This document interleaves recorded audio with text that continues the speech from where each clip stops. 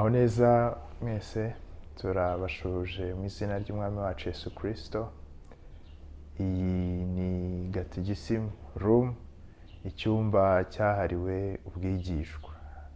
Ni icyumba cyaziye gutera umwete abagenzi bari mu rugendo rugana ibyiza, rugana icyiza kiruta ibindi, aricyo Mana n'aheza ariho twita ijuru. Ni icyumba rero kizira ngo kibe akabando ku muntu wese uri muri iyo nzira, ashyigikirwe ye gucika intege mu rugendo. Wowe urushye rero cyangwa unaniwe mu rugendo, tuba tuje ngo tugutere umwete ukomeze ugende. Urugendo rujya mu ijuru ntabwo ari urw'umunota umwe. Hari abantu benshi tujya duhura akambwira ati pastor ndananiwe rwose, cyangwa ndabona bidakunda. Nkavuga ni icyiza ni ukutava mu nzira gusa, kuko niyo wagerayo utinze ariko ukagerayo ntacyo biba bitwaye. Ubwo rero n'itorero ryacu rifite intego uyu mwaka isa nkaho ishimangira ubutumwa bwacu, igira iti bwira abantu banjye bakomeze bagende. Ubwo rero Gatagisimu ibereyeho kubwira buri mugenzi akomeze agende. Inyigisho y'uyu munsi tugiye kuganiraho nayise u Rwanda ruracyakeneye Noheli. Haciye iminsi myinshi twizihije Noheli, ariko aho nyura mu mihanda hari ikintu cyanteye gutuma nongera kuzana ubutumwa butubwira ko tugikeneye Noheli. Ndayitura rero abantu bose bansabye Noheli yarangiye, nkanayitura n'abandi bose batabonye Noheli ku munsi wa Noheli, n'abandi bayibonye bakifuza kongera kuyakira. U Rwanda, amateka tubwira yuko rwari ishyamba, rwari ahantu hadatuwe mbere yuko ruturwa n'umuntu uwo ari we wese. Hanyuma abakunda amashyamba baraza barugeramo, ubwo ruba rubonye abantu. Abakunda gukonda amashyamba nabo barugeramo, ubwo ruba rubonye n'abakondashyamba. Ruza no kubona abashaka ubwatsi bw'amatungo yabo, ndetse binavugwa ko aribo bazanye iryo zina u Rwanda nyine babatije aho hantu. Ariko iryo zina ubwaryo ryihishemo kwakira cyangwa se gukomeza kwaguka no kwakira ibiza, bikaba byiza rwakiriye ibyiza. U Rwanda rero mbere yuko ibya Noheli biza, rwari rufite iyobokamana ryarwo, rwari rufite uko rukurikira Imana, rwari rufite uko rwumva Imana, rutari rwamurikirwa n'urumuri rwa Noheli. Ibyo nibyo twitaga idini gakondo. Idini gakondo ry'u Rwanda abanyarwanda benshi ntago barizi, ndetse bamwe baranaryitiranya, bakaryitiranya n'ibinyoma biri aha hanze byose ngo ni ukuraguza cyangwa guterekera, kandi ibyo si byo byari idini gakondo ry'u Rwanda. Idini gakondo ry'u Rwanda, kimwe n'andi madini menshi, rifite ibintu nka bitatu bikomeye cyane byarirangaga, nifuza kuvugaho, hanyuma nasoza nkerekana uburyo urumuri rwa Noheli rukwiye kwinjira muri iyo myemerere. Kimwe n'andi madini menshi nka Isilamu, Ubukirisitu, Ubuyahudi, u Rwanda rwemeraga ko hariho Imana rurema. Icyo ni ikintu gikomeye cya mbere cyarangaga idini gakondo ry'u Rwanda, kwemera ko hariho Imana rurema. Rurema nuha ibitariho kubaho, niko yumvwaga, kandi ntiyiswe rurema gusa, ahubwo yaniswe rugira. Rugira ni ukuvuga ngo niwe unafata cya kindi yaremye akakigira. Ntabwo ari utunze byinshi gusa, ahubwo ni n'ugira icyo yamaze kurema. niko u Rwanda rwatekerezaga uwo ameze. Ubwo rero Rugira ntabwo ari nk'umubyeyi ubyara umwana akamureka noneho akagenda akibeshaho, ahubwo uwo aremye ni nawe umugira, iyo atamufite nyine aba abuze umugira. U Rwanda rwitaga uwo nguwo kandi Nyamurunga, uwuhuza abantu. Aho hantu harimo uwo mugozi, uwo murunga wunga abantu, ndetse tunabihuza n'iryo jambo Mungu dukomeza gukura mu zindi ndimi, naryo ryihishemo iryo banga ryo kunga abantu. Uwo wa mbere Abanyarwanda bizeraga, bumvaga yunga abantu, yari Rugaba, niwe utanga, niwe uha abantu, kandi akaba na Rugabo, akaba umunyembaraga, akaba afite imbaraga zibasha gutuma abantu babaho. Uwo Rurema yitwaga iya mbere atari nko kuvuga ngo hari iya kabiri n'iya gatatu, ahubwo niwe ubanza, ni nawe wabanjirije byose. Nguko uko Abanyarwanda mbere y'uko bakira impano ya Noheli bari bameze, n'iyo Mana bizeraga. Ndetse yanitwaga iya kare, iya mbere ya mbare na mbariro, mbere y'imibare, mbere yo gutekereza. Imitekerereze y'Abanyarwanda yumvaga ari uko Imana Rurema iriho kandi ari uko iteye. Abanyarwanda bumvaga ko uwahanze iryo dini gakondo ry'u Rwanda atari umuntu, atari ikintu, ahubwo ari Imana Rurema ubwayo. Niyo yaryihangiye, bitandukanye n'andi madini menshi ahangwa n'abantu, ashingwa n'abantu. Iry'u Rwanda ryo ryabaga ryarashinzwe n'Imana Rurema. Abanyarwanda bumvaga ko ari we ntangiriro y'idini ryabo, kandi ari nawe ntangiriro yo kubaho kwabo, kandi bakemera ko bariho batibeshejeho. Ushobora kwibaza rero uti ni ibiki iri dini ryari rishingiyeho? Nanabibutsa umuntu ushaka gukengera iby'idini gakondo yacu, hari agatabo kitwa Idini Gakondo y'Abanyarwanda, kanditswe na Muzungu, yaza akareba kuri Caritas kabayo akakagura. Karimo amateka amwe n'amwe ndimo mvunagura, ariko byaryoha ukisomeye. Kuri paje yako ya 7 Muzungu avuga ikintu gikomeye cyane cyarangaga Abanyarwanda. Mbese nta munyarwanda utarakigiraga mu mitekerereze ye. Umuntu wese iyo amaze guca akenge abona ko ariho, kandi katihaye uko kubaho, katabayeho iteka ryose, kandi ko urupfu rumutegereje. Iyo arebye ibintu bimukikije hano ku isi, iyo yitonze agasesengura, asanga byose nabyo ari uko biriho, ariko bitarahozeho iteka ryose. Ngicyo ikintu cyarangaga Abanyarwanda bose. Birababaje kuba kitakibaranga, kuko umunyarwanda wese yumvaga ibyo ari inyurabwenge buri munyarwanda akwiye kugira. Ubwo rero ibi bitekerezo mvaburayi bya Imana ntihari, bya Imana ntiriho, bya Imana, ibyo si iby'idini yacu. Biri kure cyane y'ibyo twizeraga mbere. Muri icyo gitabo rero cya Muzungu yerekana ibintu bibiri bikomeye cyane byarangaga idini yacu gakondo. Irya mbere ni ukumenya Imana ubisanze mu bwenge karemano. Nicyo cya mbere cyarangaga idini yacu.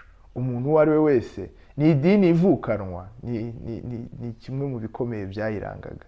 Mu bwenge bwawe iyo utekereje ibiriho, wibonamo iki kintu cy'uko utibeshejeho. Icyo kikaranga Abanyarwanda. Icya kabiri, wagombaga gukurikiza amategeko y'iyo Mana ukurikije uko yanditse mu mutima wawe. Icyo ni icya kabiri cyarangaga iyobokamana ry'u Rwanda mbere yo kumurikirwa na Noheli. Wagombaga gukurikiza amategeko uko yanditse mu mutima wawe.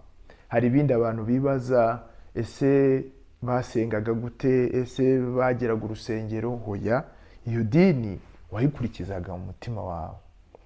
Icyakora hagiye habaho iterambere n'amajyambere muri yo, kugeza ubwo bamwe bajyaga bihuriza hamwe bakajya ahantu runaka, bakaba basengera hamwe, bagasaba Imana kugira ngo ihe abanyarwanda imitima mizima. Urusengero rero rwari igihugu cyose, ariko rimwe na rimwe hakaba ahantu runaka abantu biherera bakaba bagira icyo basaba Imana. Abayobozi b'iryo yobokamana byari umuntu ku giti cye, kandi bikongera bikaba ababyeyi, kandi bikongera bikaba leta. Buri wese yagiraga inshingano zitandukanye muri uwo murimo w'iyobokamana. Imihango ikomeye yarangaga iryo yobokamana byari ukwita izina abana. Umwana yitwaga izina n'ababyeyi nibo bari abatambyi, ubwo bakamwita izina, ndetse ababyeyi ni nabo bashyingiraga abana babo.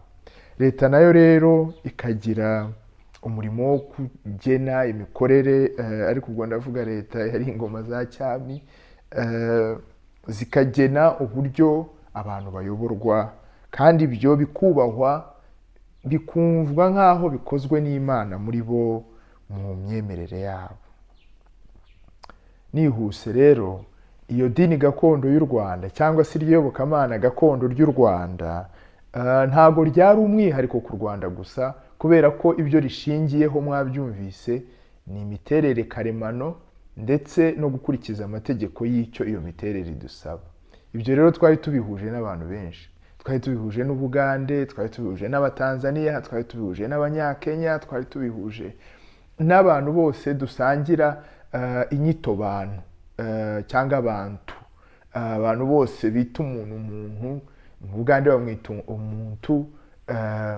Abo bantu bose twari duhuje igitekerezo cy'uko hariho Imana rurema. Ariko iyo urebye usanga Muzungu, iyo usomye aka gatabo ke nko kuri page ya 10, uhasanga akandi kantu keza adusangiza ku bijyanye no kuba twari duhuje idini n'ibihugu byinshi. Aravuga ati, nk'uko maze kubivuga, idini gakondo y'Abanyarwanda ni idini ishingiye kuri kamere muntu. Niyo dini yacu, yanditse mu bwenge no mu mutima. Niyo dini twari turimo, yanditse mu bwenge no mu mutima. Kandi birumvikana ko iyo dini atari y'Abanyarwanda bonyine, ni idini ihuriweho n'abantu bose. Ni icyo ngicyo numvaga nifuza kongera gushimangira. Bamwe batekereza ngo u Rwanda rwari rufite umwihariko muri ubwo buryo, ariko aho ngaho wapi, aho dusangiye n'abandi bose. Icyakora hari ibikorwa by'umwihariko byaranze imitekerereze nyarwanda turi burebeho gatoya, hanyuma nkabona gukomeza mvuga ku cyo Noheli yaba yaratumurikiye. Idini gakondo y'u Rwanda iri mu bwenge no mu mutima wa muntu. Umuntu wese rero ufite ubwenge buzima n'umutima muzima, iyo dini arayivukana. Ayo ni amagambo ya Muzungu mu gatabo ke kitwa idini gakondo y'Abanyarwanda. U Rwanda gutyo rero, niba tukirimo kujyana, ruyoboka Imana rutyo mu mijyo ya mbere, rufite iyo dini tuvukana, kandi dini umuntu atazanga kwigishe mbere na mbere, ahubwo wenda akaba yagutoza ahubwo kumvira ya mategeko yayo, ariko nabyo bigatorezwa mu rugo. Ariho haba nyine ayo matorero atoza abantu iyo mico myiza. Mbere y'uko rero mvuga ku rumuri rwa Noheli, ari narwo rwatumye mpaguruka, nashakaga kubanza kwerekana imitekerereze y'u Rwanda mbere y'uko Noheli, impano ya Noheli yinjira mu Rwanda. Mvuze ku idini gakondo, ariko umuntu ashobora kuvuga ati, kutavuze ku guterekera, kutavuze ku mandwa, kutavuze ku kuraguza, ubwo aho yaba ari idini yacu kweri?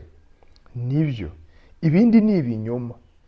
Guterekera, kubandwa, ntabwo ari byo shingiro cyangwa amahame shingiro y'idini gakondo ry'u Rwanda. Icyakora biri muri filozofi imitekerereze y'abanyarwanda.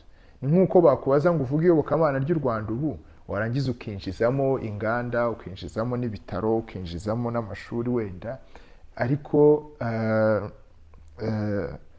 nyirizina iyobokamana si ryari iryo. Ariko guterekera ni umuhango twagiraga nk'abanyarwanda, umuryango ukomeza kuduhuza n'abakurambere bacu, yaba mu kubasaba ngo batuhe amahoro, kuko abanyarwanda batekerezaga yuko umuntu ashobora kubabuza amahoro nyuma yo kuva no muri ubu buzima. Uwo bita Kizito Bahujimihigo yanditse agatabo kitwa Mutara wa gatatu Rudahigwa. Muri aka gatabo yerekana ko abanyarwanda kuva na mbere batemeraga yuko iyo umuntu apfuye abashize. Bumvaga yuko hari igisigara. Icyama ibyo ntibive mu banyarwanda, bakamenya yuko umuntu atari ibigaragara gusa. Iyo ni imitekerereze yabo no kuva na kera. Umuntu ntago ari icyo ubona gusa, niyo icyo ubona kigiye hasigara hari ikitagaragara cye. Ibyo rero biri mu mpamvu zatumaga baterekera, kuko bumvaga umuntu atashize buri, bumvaga umuntu akiriho. Umuzimu cyari igisigara cy'umuntu amaze gupfa, igisigara iyo umuntu amaze gupfa. Ngibyo ibyo guterekera naho ngaho bizira. Ariko muri uwo muco wo guterekera, rwa Rwanda nakomeje kuvuga, rwa Rwanda rwakira ibishya byiza, hageze igihe mu kinyejana cya 16 muri uru Rwanda, ubwo hari hayoboye Ruganzu Ndori ari we wimye, hari ikintu cyabaye mu Rwanda. Rwakiriye abantu baje bavuye i Bugande, bari mu Ryangombe n'Imandwa Ngenzize. Bageze mu Rwanda bakomezanya umuco wabo. Aho ni mu kinyejana cya 16. U Rwanda nibwo rwakiriye impano ya Ryangombe, impano nziza. Na n'ubu ngubu bamwe baceza amanywa na nijoro, ndetse hari n'abarimo bayamamaza nonaha bayigeranya n'impano ya Noheli. Ni impano nziza kuri bo, kubera bimwe muri ibi ngibi bikurikira. Ryangombe agisesekara mu Rwanda, hamwe n'ibyo byo kubandwa kwe, barakomeje baraterekera, ariko ntawe bahataga ngo abimandwa. Ahubwo Ryangombe nyuma yo gupfa kwe, ahagana muri icyo kinyejana cya 16 kirangira, 17 gitangira, himye Mutara Semugeshi. Ryangombe we yishwe n'intare, yari umuhigi, arapfa, ndetse bamwe mu bo bamukoreraga abagaragu be nabo bariyahura bapfana nawe. U Rwanda ruza guhura n'icyorezo mu kinyejana cya 17. Hariho Mutara Semugeshi, niwe wari wimye, niwe wayoboraga u Rwanda. Hanyuma Mutara Semugeshi abaza abaraguzi n'abandi bose bari baraho b'ibwami baragura ko bamenyere icyatsinda intsinzi y'icyo cyago cy'icyorezo.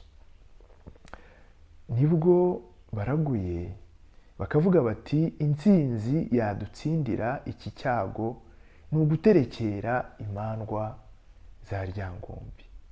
Ikintu cyo kubandwa cyaje mu kinyejana cya 17, nayo n'indi mpano u Rwanda rwakiriye ruyikesha Ryangombe. Rwatekerezaga yuko aramutse aterekerewe akaba amahoro yabakiza icyaha.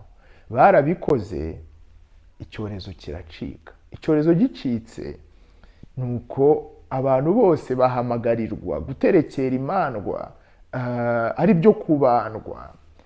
Muzungu mu gatabo ke hari n'aho avuga ko twakabyise kumandwa.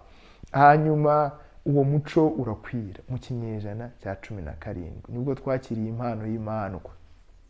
Muri uru Rwanda muri iki gihe hari usigaye yita imandwa nkuru, njya mwumva, ariko agahamagarira abanyarwanda gusubira nyine kuri uwo muco ukomeye cyane u Rwanda rwatangiranye.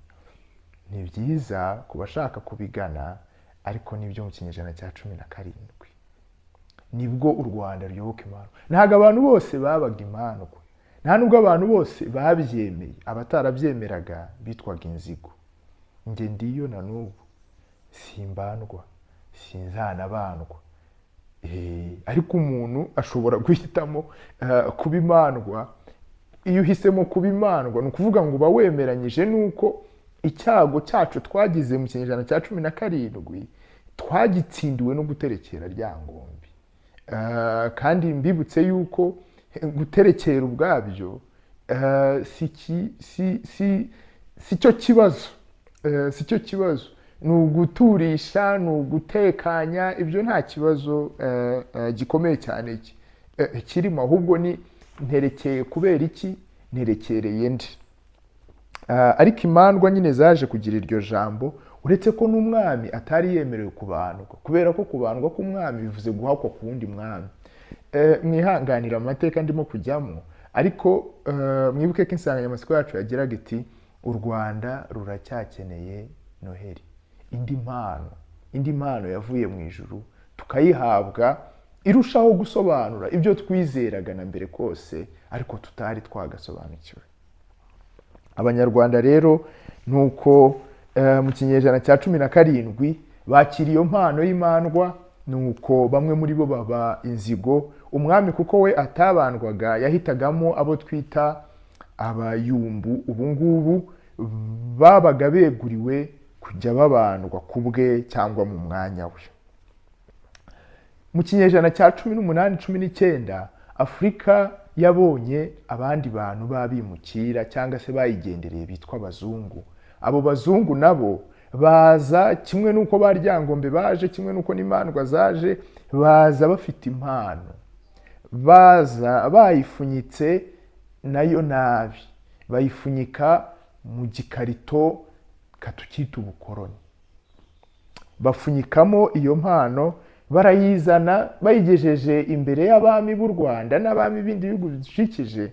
Bamwe barabanza baranga bati subizayo ibyo uzanye, ntabwo tubikeneye mu gihugu cyacu, subizayo guhakwa, ntabwo abami b'u Rwanda bapfukamira abandi bami.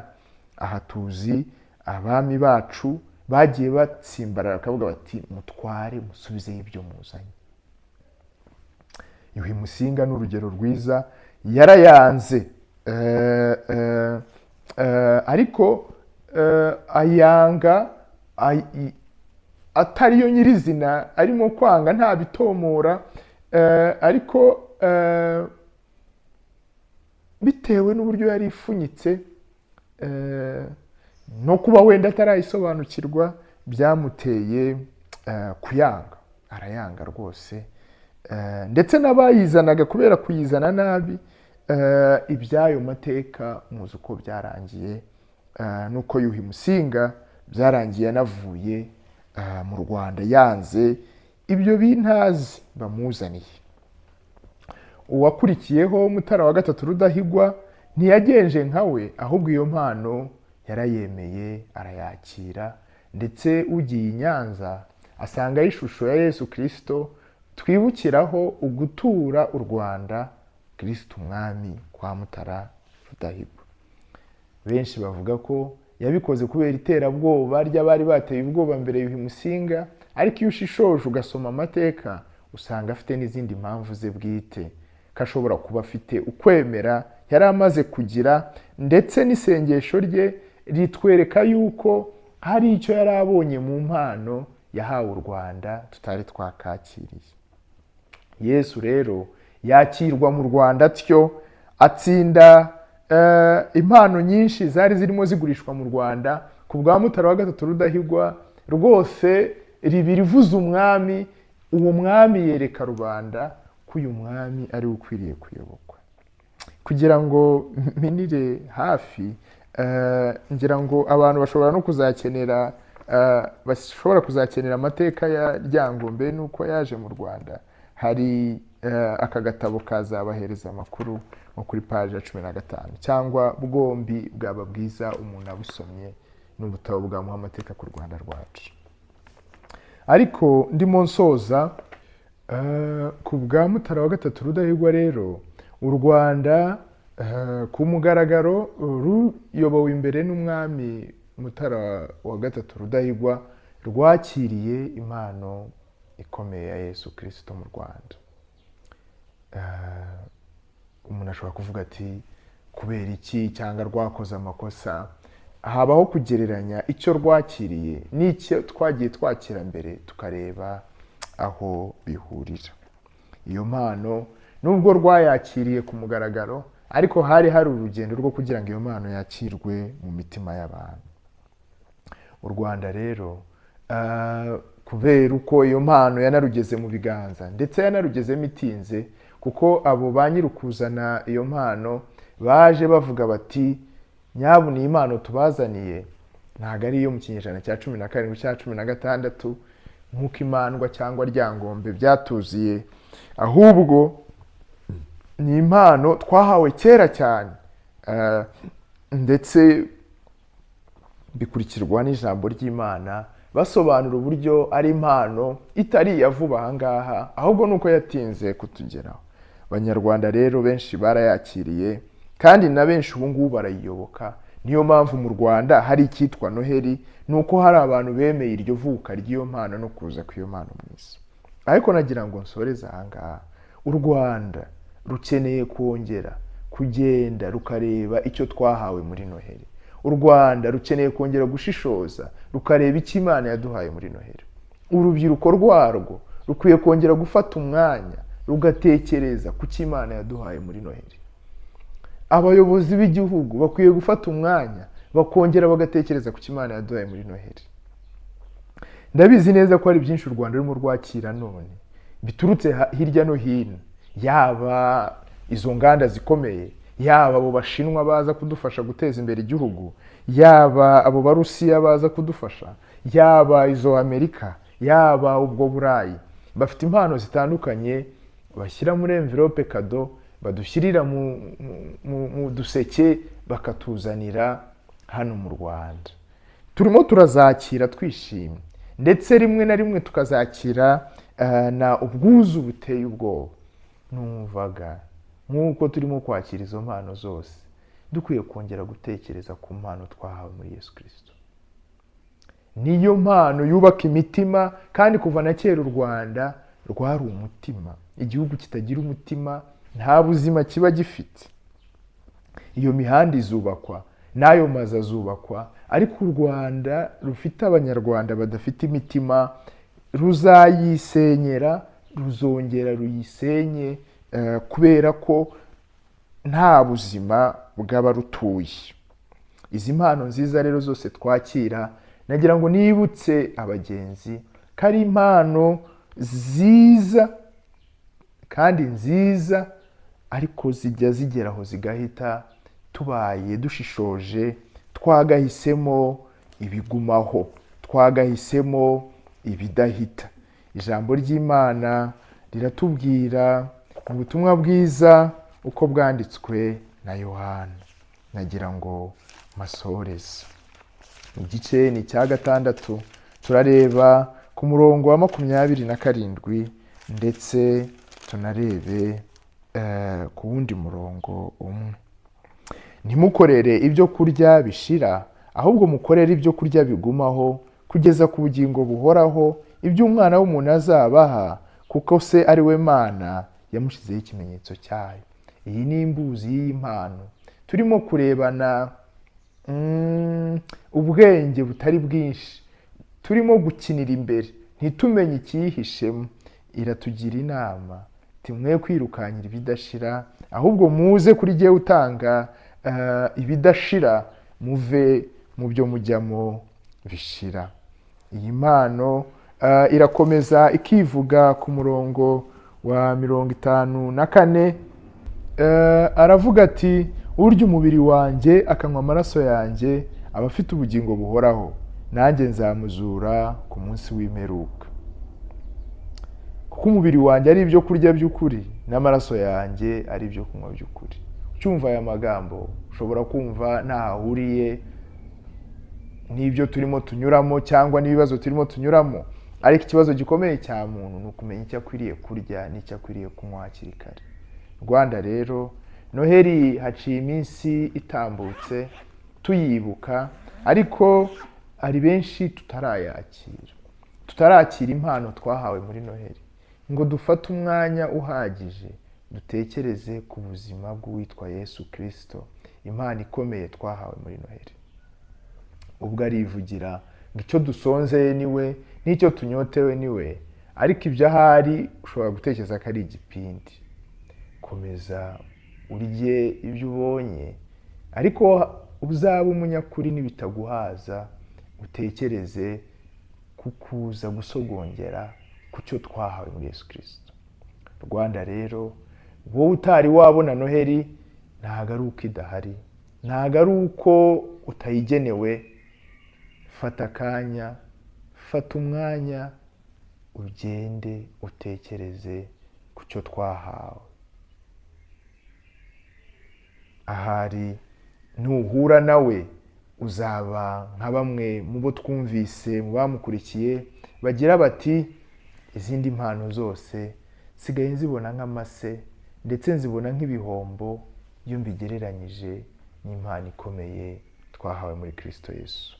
Mbifurije amahoro y'Imana, mbifurije ubwenge n'ubushishozi bumenya kare igikwiriye kugumaho n'igihita, bukamenya kuvangura iby'agaciro gakeya n'iby'agaciro kenshi, bukanamenya kwerekwa no kureba kure no kumenya igihishe mu mpano isa nk'ubusabusa ariyo Kristo Yesu.